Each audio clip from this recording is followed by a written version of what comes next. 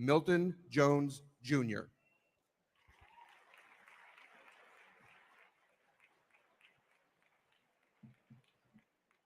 Hey, good afternoon, everyone. You're in for a real treat this afternoon.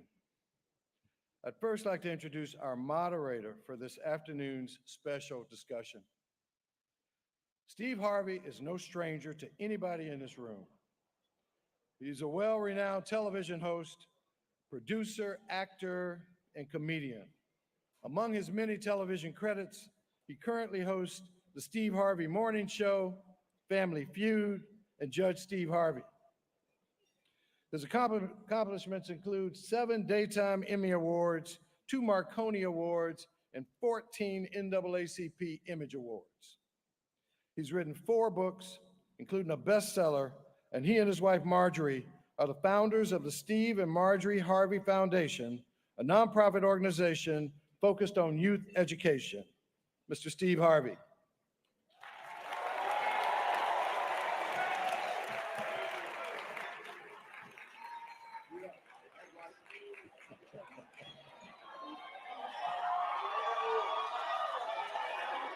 Yeah. Thank y'all. That was I know y'all got your cell phones in your hand, but a round of applause would be very much appreciated. Thank you very much. I don't know how God done got me in this position. I'm talking to presidents and all of that, so I'm glad to be here. Thank you for having me. Thank y'all for inviting me. I'm an honorary member of the 100, but I'm a dedicated Black man. I'm about the uplift and edification of Black people. Everything I do is for us. So in spite of what you may hear, that's the real truth about who I really am. So it's a great honor for me to be here. Thank you all for having me. I hope I do this right. They told me there was some kids in here, and I had to.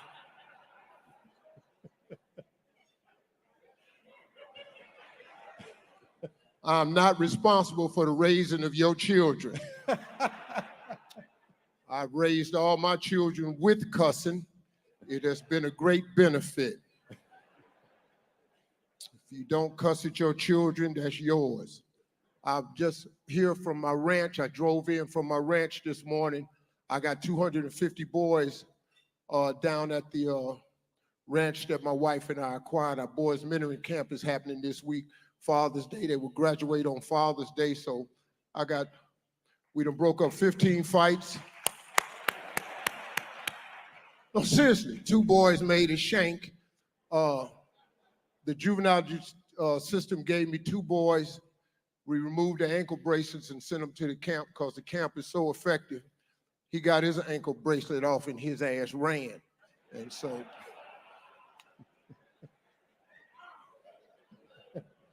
I got to go back and put his bracelet on because he don't want to stay. So I'm here, so thank you all for having me. All right. You want me to sit down, bro? Have a seat, please. Thank you, Mr. Harvey. Very much. Yeah. Let's give Steve Harvey a hand again. Yeah, thank y'all.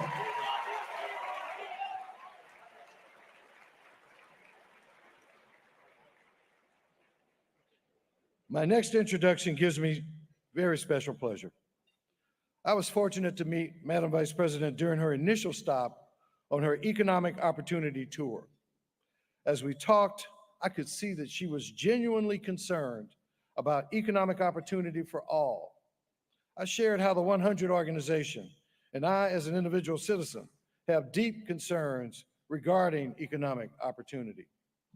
The work Vice President Kamala Harris has delivered in this area carries a focus that is critical to my community, to my family, and to me, and to all of us here today.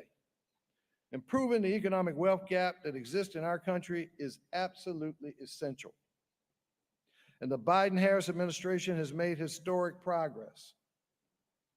Her focus on creating opportunities for the nation as a whole, and for African Americans in particular, resonated with me.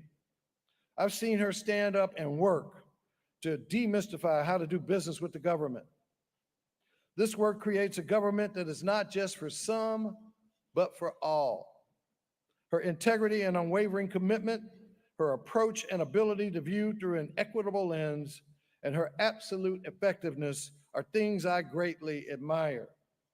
As a nation, we're all benefiting from this, whether we know it or not.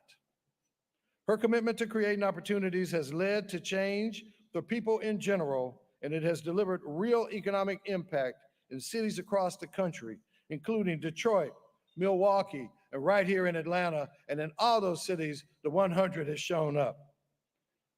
And now it is my honor to introduce the first woman to be elected Vice President of the United States, Kamala Harris. Let's give her a round of applause.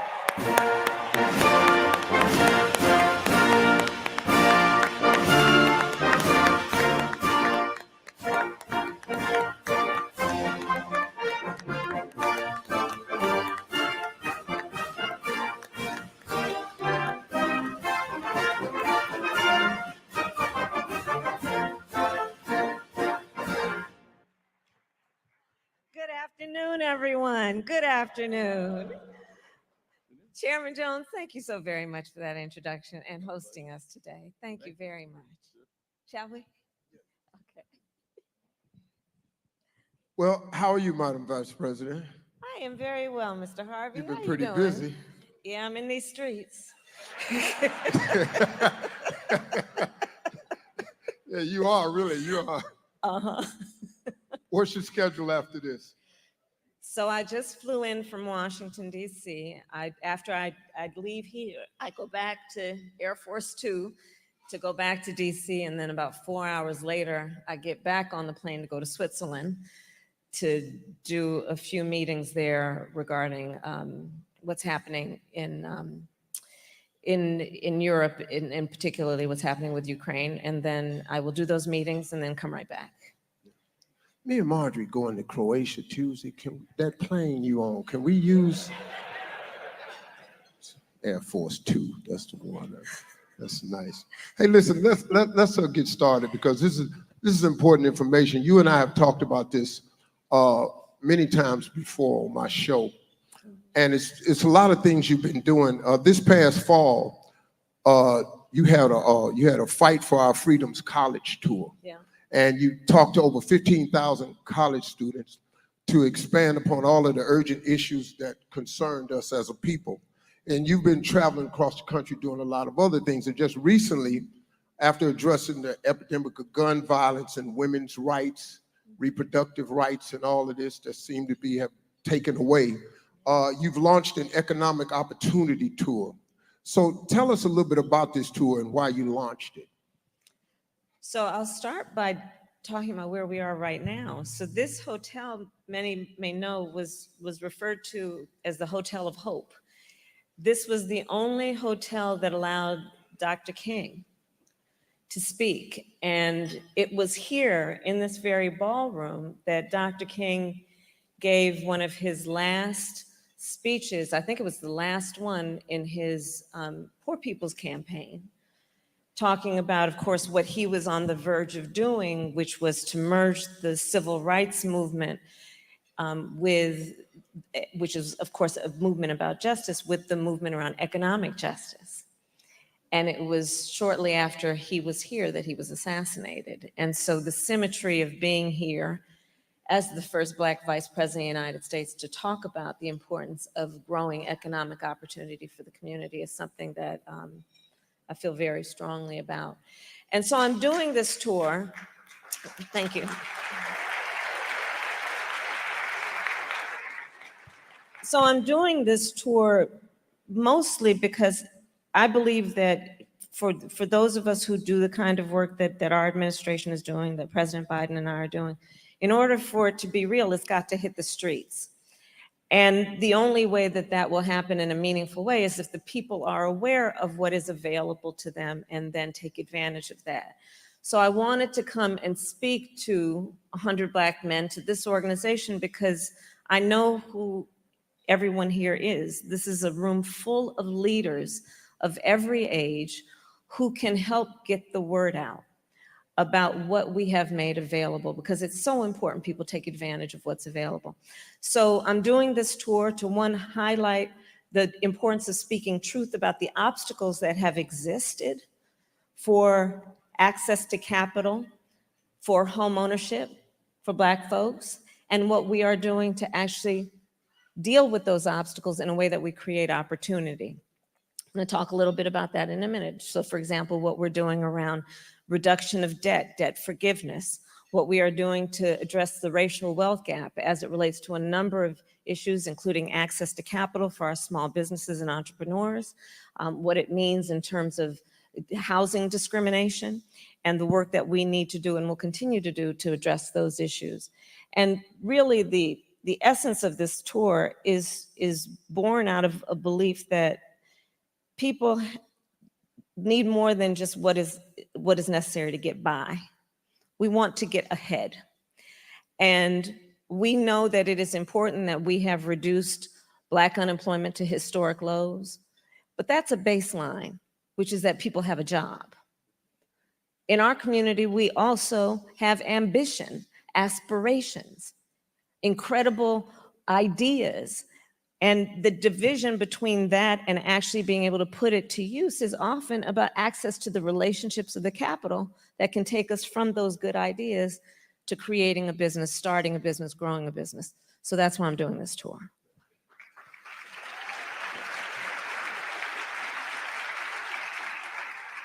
Well, let's talk about this capital for entrepreneurs and small businesses, because that's been a really important part of your mandate here as vice president. Yeah. But little do a lot of people know, you were doing this long before you even got to the White House. Mm-hmm.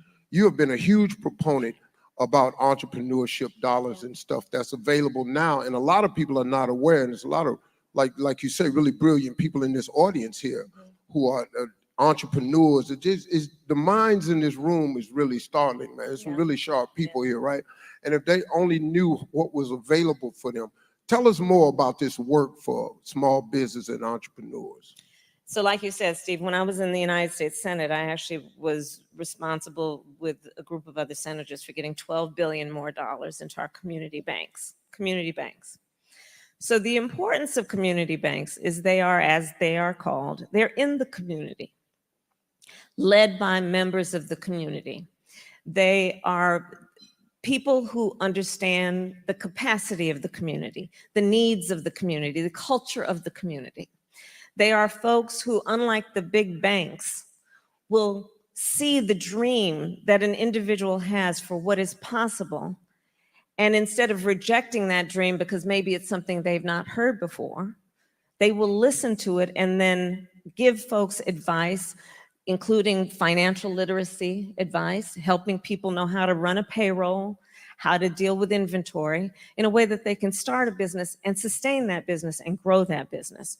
So the money that we are putting in community banks is intentional in that it is there that we believe there is going to be the greatest opportunity for folks in the community to actually do the work that is about entrepreneurship. Since I've been vice president, I also created what's called the Economic Opportunity Council, and I got the big banks and big tech companies to invest private equity into community banks. And we're on track to getting $3 billion more into community banks because of that partnership.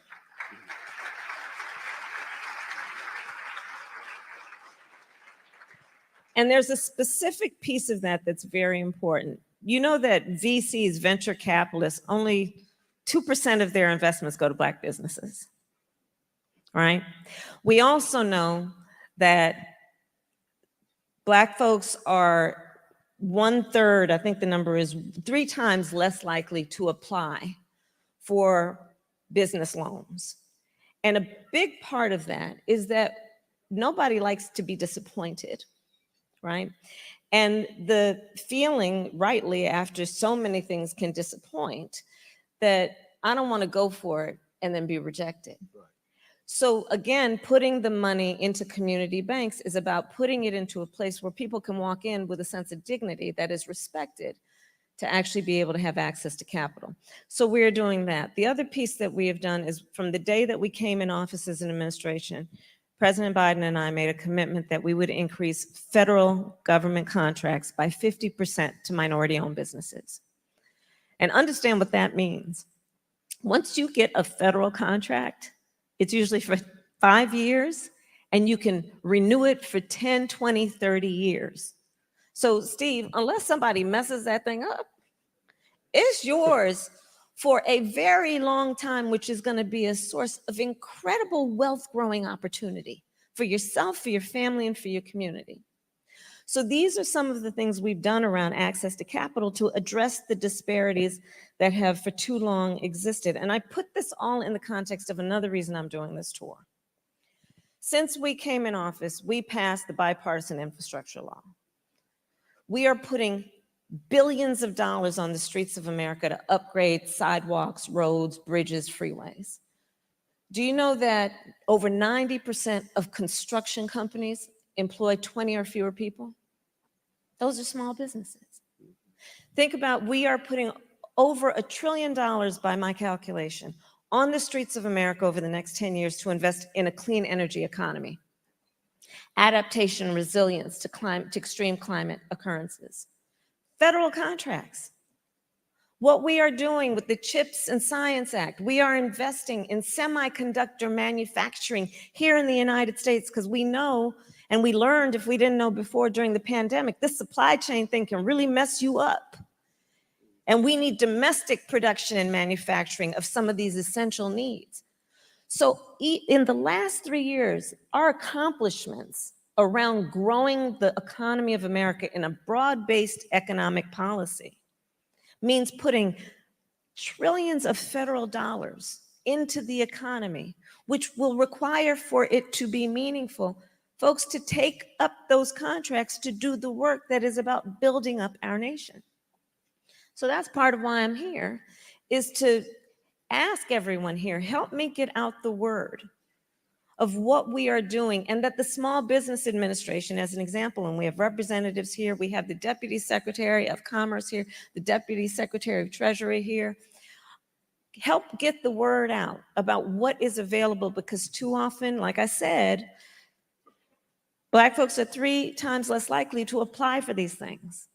But we got to let people know that it's there so that they will apply and take advantage of what we are doing, including we have finally gotten rid of the prohibition on people with a criminal record being able to apply for SBA loans. We just got rid of that.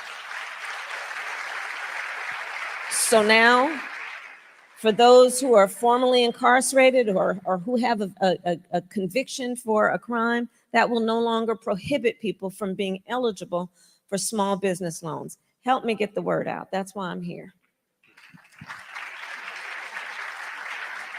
Well, that's good, because you might as well be able to get a small business loan, because you can be president too with a criminal record. So that's a nice exchange. Ain't that about it? Yeah. You know, look, I've been reading this paper because I gotta stay to the, I got a headache trying to stay on course. So just let me go off this paper for a minute. Before y'all start calling my radio show and DMing me, talking about why you ain't asked no hard-hitting questions, that ain't what this is. I'm throwing a lob. This is an alley-oop for a dunk, because this administration needs to get the word out of what they're actually doing and what they're actually accomplishing, so we can stop all this foolishness about what you're doing for Black people.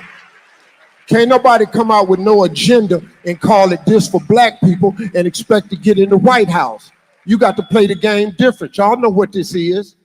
So now this next question is another lob for her to dunk, because they done a lot, man. But we see, I'm on this radio show and I'm hearing all these people talking about, I'm not voting if they not doing nothing for us. Listen to me. If you do not vote, the analytics will show, they know how many women vote, they know the age you are when you vote. If we don't vote, how we gonna ask for something next time? If you ain't got no voting power, you talking about reparations. Ain't nobody finna give you no reparations and you don't vote. Why you think they finna give us some money? No how, man. They owe us. I go down there.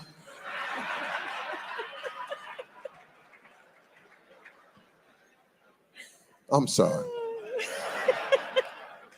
Madam, I know I ain't coming back next year. I already appreciate y'all having me. Madam Vice President, this is another part of this conversation because it affects us all. It's about housing. And another thing that you've been involved in over the years has been about housing, and it remains a priority for families all across the country. So talk more about the work that's being done to address the obstacles that's being presented in front of all of us as we try to gain housing. So you're right, Steve. I mean, back when I was Attorney General of California, I sued the 5 biggest banks of the country during the foreclosure crisis. And you'll remember that a lot of Black families were targeted with those promises of these loans, 0 payment down, and people ended up going bankrupt. So this is something I focused on for a long time.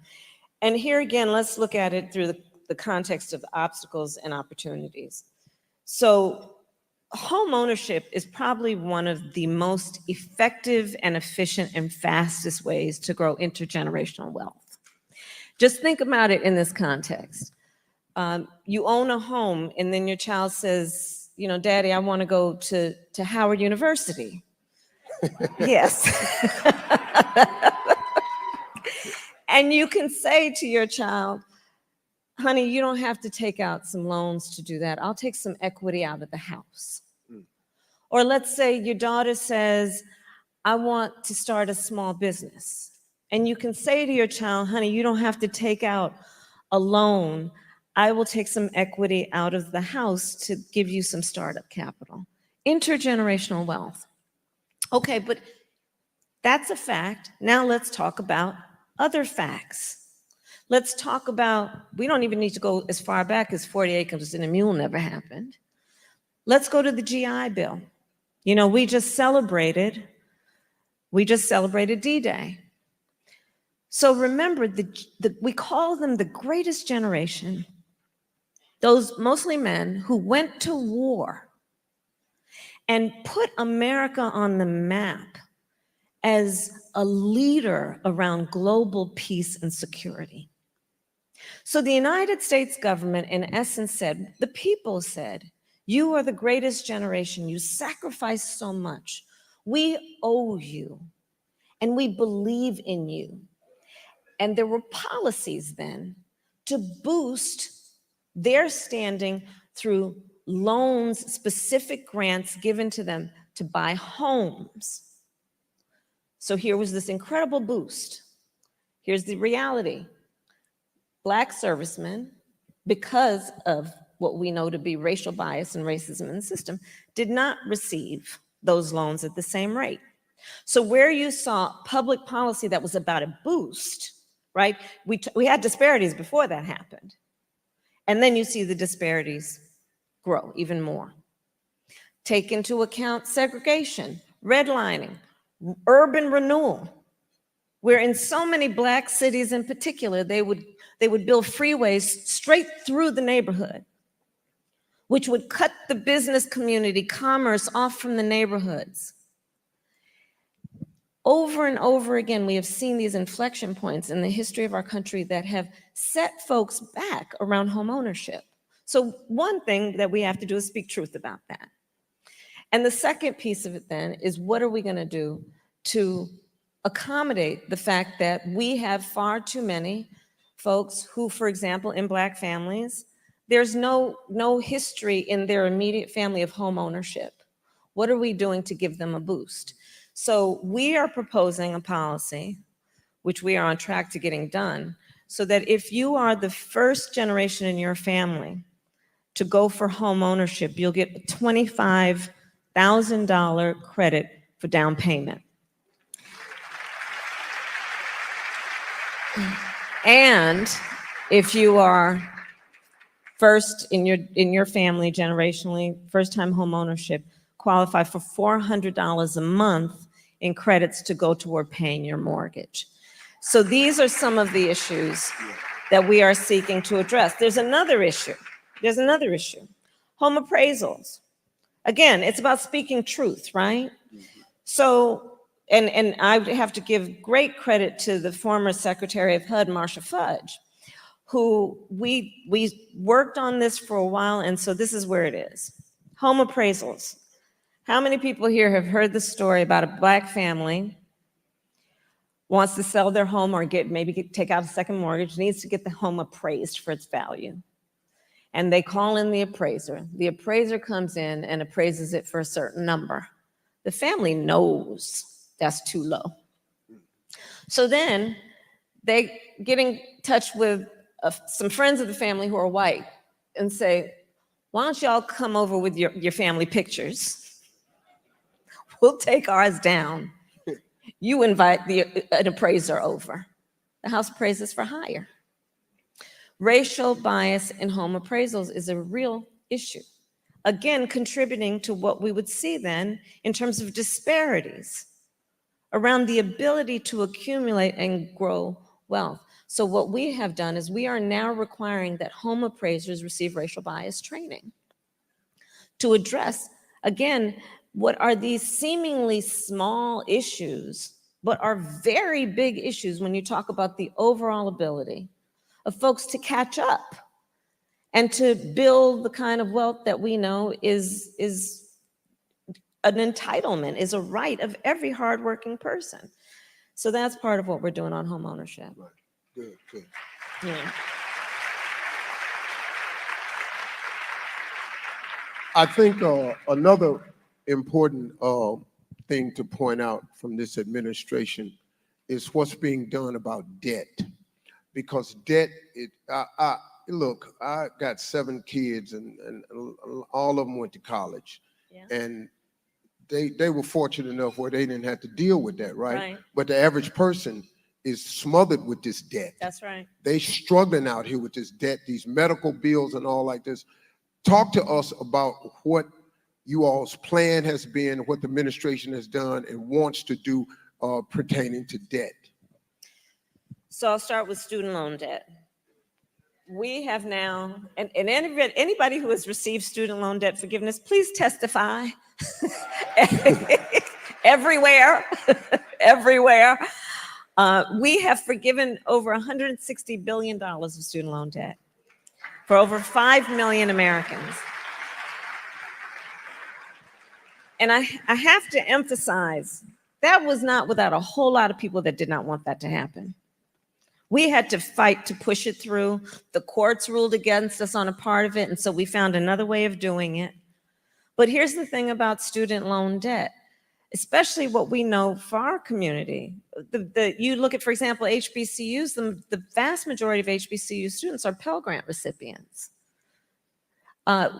Folks have to take out these student loans. And what we have found, especially when I meet, many places, many times, people who are public servants, our teachers, our nurses, firefighters, God knows we don't pay them enough as it is.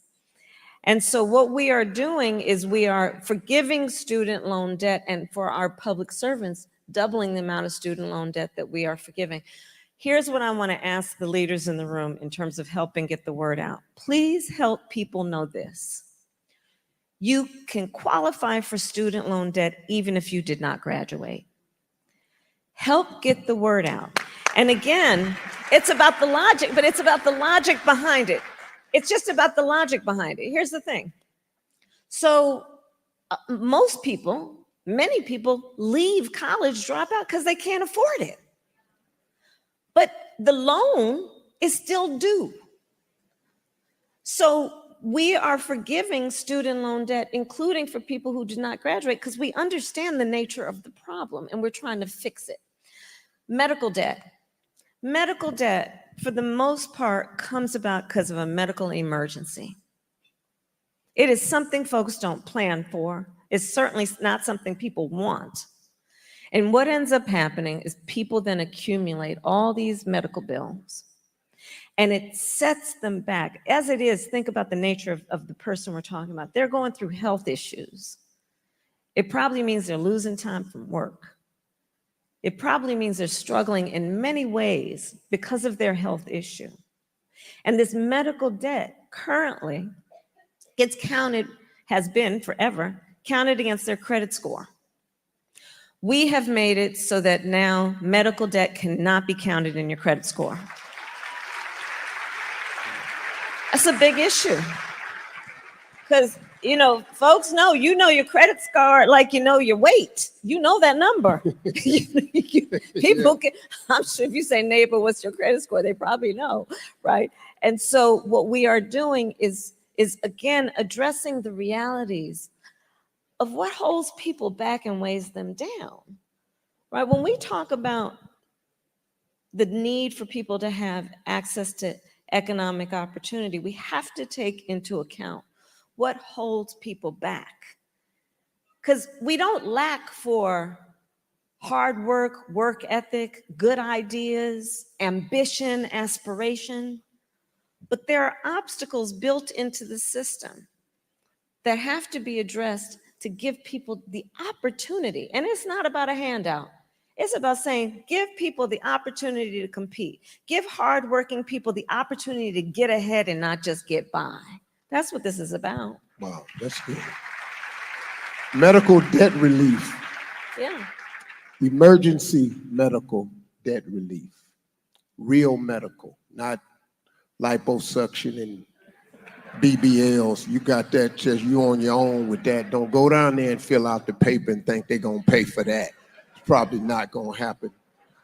I got a, look, I can only be me. I apologize. I'm gonna give myself a round of applause because I've never sat on the stage this long with a microphone and done this little bit of talking right here. But it's actually been informative to me. I got to tell you, normally I would have interrupted you by now because I would have been bored out of my mind. No, I'm very impressed with your. You like this? Yeah, I'm very impressed. I look like Gayle King, don't I? Impressed. All I got to do is say something controversial, and I'm Gayle King up in here. Listen, I'm glad you asked me to do this, because we've talked many times. And I'm so glad you've made the time to do it, Steve. Thank you. I was telling the audience I came from my ranch, and you're very aware of this, and you're gonna help me now because you introduced me, one of your key people back there. Yeah. I'm in the life-saving business. I'm 40 miles up the road from Camp Grace, who's in the soul-saving business. They require that you come down there and you get saved and you get filled with the Holy Ghost. And I told that dude I'm in the life-saving business. I'm trying to get to heaven myself. I ain't a shoe-in right now. When I get to the gate, I'm gonna have a conversation, I'm pretty sure, about some stuff I said and did. I still gamble a little bit. But I only go to Vegas as a Christian because sometimes I try to win my ties. I don't want to just pay them. Oh. Listen, before we get out of here, I want to say this to you, Madam Vice President. We got a room full of incredible leaders out here. I mean, I feel so honored to be here. And there's so many young, brilliant minds in this room. What advice would you leave us today moving forward? Well, in particular to the young leaders, I'd say a couple things. One, you must dream with ambition. Your ambition is a good thing. It's good to have ambition. Don't ever let anybody tell you you should not have ambition and aspirations. You must have and know that you are applauded for having the ability to see what can be unburdened by what has been. And don't ever hear it when somebody says to you, oh, nobody like you has done that before. Oh, it's not your time. Oh, you're too young. Oh, and then this is one I love. Oh, it's going to be hard work. Don't you ever listen to that. I like to say, I eat no for breakfast. I don't hear no. And don't you either. The other point I would make is this, and certainly the leaders in this room know the experience that I will now describe. But to the young leaders, I will say, you're going to, in many times in your life, find that you are in a room, be it a boardroom, a meeting room, where you're the only one that looks like you. And I want you to hold in your heart and in your mind the image of what you see right now and in this room, to know that when you are in those rooms, we are all in that room with you, expecting you will walk in that room with your chin up, your shoulders back, carrying the voice that we expect you to use in that room. And know you are always applauded for being there. Don't ever let a circumstance or situation or person make you feel alone. We are all there with you, and that's the beauty of what 100 Black Men does as an organization.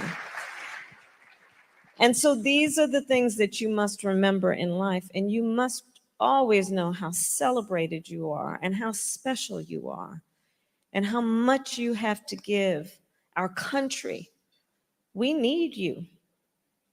To the young leaders, I started, Steve, as you said, a college tour last fall. I'm gonna tell you, I love Gen Z. I really do. Now I'm gonna say to the older adults, you know that if someone is 18 today, this is humbling. You know what year they were born? 2006. Deal with that. But think about Gen Z and our younger leaders. They've only known the climate crisis. They have actually coined a term, climate anxiety, to describe their concern about having children one day or owning a home for fear of what extreme weather might do to wipe it out. They witnessed the killing of George Floyd. They went through a pandemic and lost significant pieces of their education and socialization process. During the height of their reproductive years, the highest court in the land, the court of Thurgood, just took a constitutional right from them so that our daughters will know fewer rights than their grandmothers.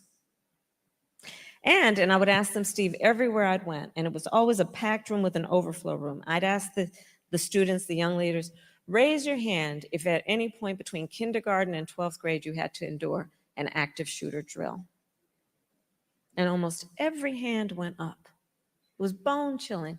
This one younger student said to me, yeah, on this subject, that's why I don't like going to fifth period. I said, why, baby? Why don't you want to go to fifth period? Because in that classroom, there's no closet to hide in. On some of the biggest issues facing our country today and up in November, when these young leaders start voting in their numbers, I see a sea change.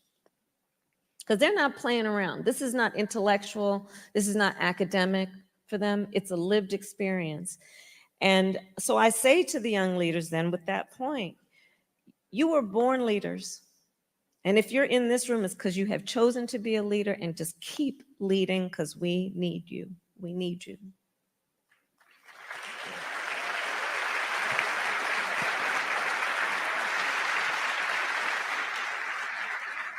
Well, we've come to the end. This clock is at 0. I did what I said I was going to do. Your Secret Service, all of them got guns, and they had me in the room by themselves, and they said when that clock hits 0, you must be through. So y'all can put them safeties back on your pistols because I've completed my task.